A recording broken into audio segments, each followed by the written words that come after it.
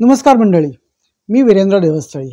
आमच्या स्मार्ट या चॅनलमध्ये आपणा सर्वांचं मनःपूर्वक स्वागत. आज रामनवमी, अतिशय पवित्र दिवस. या दिवसाचं औचित्य साधून आम्ही आज आमच्या नवीन सदराला सुरुवात करत आहोत. आता हे सदर नक्की काय आहे, आपण त्यातून काय ऐकणार आहोत आणि आपल्याला काय पाहायला मिळणार आहे, या संदर्भातला पहिला इंट्रोडक्टरी व्हिडिओ घेऊन आज आम्ही आपल्यापुढे येत आहोत.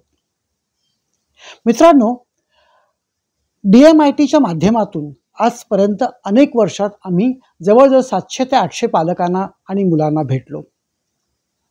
या पालकांच्या आणि मुलांच्या मनामध्ये करिअरच्या संदर्भात अनेक शंका होत्या, अनेक प्रश्न होते आणि या प्रश्नांची उकल या सदराच्या माध्यमातून आम्ही आपणाला करून देणार आहोत.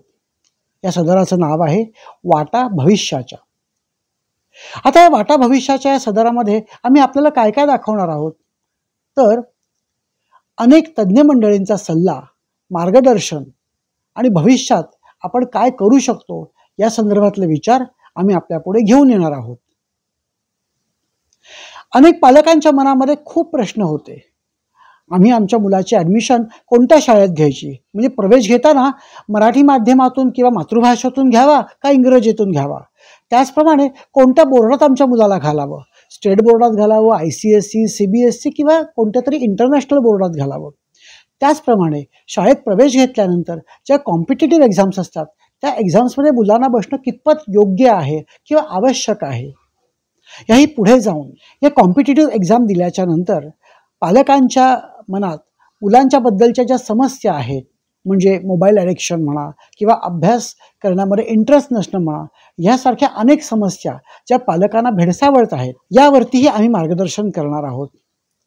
त्याचप्रमाणे बऱ्याच मुलांची इच्छा असते की आपण डिफेन्समध्ये जावं, सैनिकी शिक्षण घ्यावं. हे शिक्षण घेणं खरंच सोपं आहे का, हाही विषय आम्ही या ठिकाणी चर्चेला घेणार आहोत. त्याचप्रमाणे बरेच वेळा मुलं आर्ट्स, कॉमर्स, सायन्स या तिन्ही विषयामध्ये कन्फ्यूज असतात. त्यांच्या मनामध्ये गोंधळ असतो. कॉमर्सला गेल्यानंतर पुढे काय करावं, आर्ट्समध्ये कोणत्या लाईन्स आहेत, इंजिनिअरिंग झाल्यानंतर काय करावं, याची उकल या सदरातून होणार आहे. मंडळी, एक अतिशय महत्त्वाचा विषय, अध्ययन अक्षमता. बरीच मुलं अभ्यास करत असताना शिक्षणात मागे पडतात आणि त्याची अनेक कारणं असू शकतात. या कारणांची मीमांसाही या सदरातून आम्ही करणार आहोत, अध्ययन अक्षमता या आमच्या सदरातून. त्याचप्रमाणे काही मुलांचा बुद्ध्यांक कमी असतो आणि त्याची पालकांना प्रचंड काळजी असते की या मुलाचं पुढे कसं होणार. अशा मुलांनाही भविष्याच्या वाटा काय आहेत, हाही विषय आम्ही आमच्या सदरातून प्रस्थापित करणार आहोत. मंडळी, आपण जे शिक्षण घेत असतो तेव्हा शिक्षणासाठी अनेक पर्याय आपल्या समोर असतात.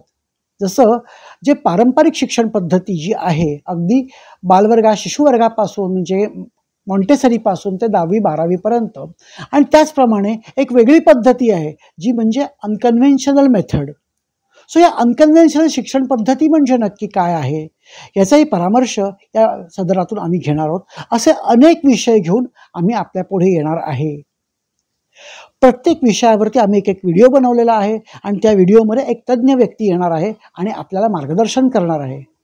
आणि त्यामुळेच तुम्हाला तुमच्या सगळ्या प्रश्नांची उत्तरं अतिशय योग्य शब्दात आणि अतिशय महत्त्वाच्या पद्धतीने मिळू शकेल याची आम्हाला खात्री आहे. आमचं चॅनल जर आजपर्यंत तुम्ही सबस्क्राईब केलं नसेल तर लगेच सबस्क्राईब करा, म्हणजे आपल्याला ज्या भविष्याच्या वाटांवरती चालायचं आहे त्या संदर्भातील योग्य मार्गदर्शन आपल्याला नक्कीच मिळू शकेल. त्याचप्रमाणे आपल्याला मिळालेलं मार्गदर्शन लोकांपर्यंत पोहोचवणं जितकं महत्त्वाचं आहे, त्याचसाठी आमचा व्हिडिओ जो आहे, आमचा चॅनल जो आहे, हे सबस्क्राईब करायला विसरू नका आणि सबस्क्राईब करताना शेअरही करा. त्यामुळे अनेक मंडळींना याचा फायदा होऊ शकेल.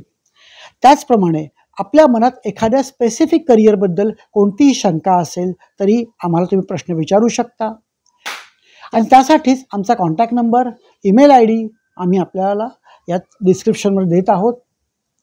त्याचप्रमाणे आमच्या Insta IDही त्याच्यामध्ये असेल. आपण आम्हाला कमेंट्सच्या माध्यमातून आपल्या शंका विचारू शकता. त्या संदर्भातले व्हिडिओ आम्ही आपल्यासाठी नक्की आणू, जेणेकरून आपल्या वाटा भविष्याच्या सुलभ होतील आणि आपल्याला आयुष्यात यश मिळेल, जे स्मार्टचं बेसिक उद्दिष्ट आहे. तर आम्हाला लगेच सबस्क्राईब करा, आमचे व्हिडिओ शेअर करा, ऐकत राहा आणि आपलं आयुष्य सुखकर करा. धन्यवाद.